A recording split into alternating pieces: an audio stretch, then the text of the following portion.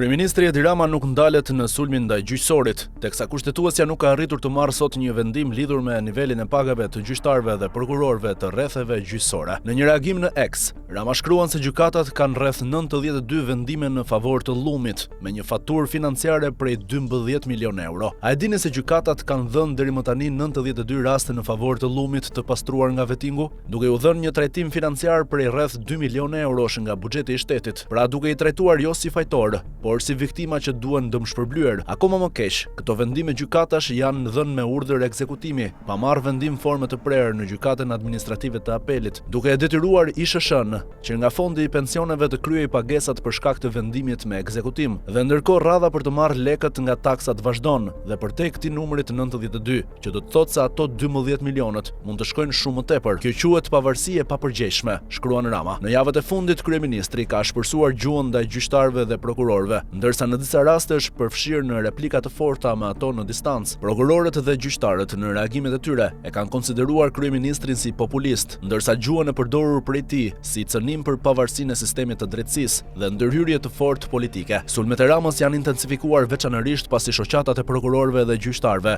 ju drejtuan kushtetueses për të riparë nivelin e pagave. Rama e konsideroi këtë veprim si të padrejtë dhe si qiqra në hell që kërkoheshin nga gjyqtarët e prokurorët, duke synuar të imponoheshin qeverisë në kompetencat e saj.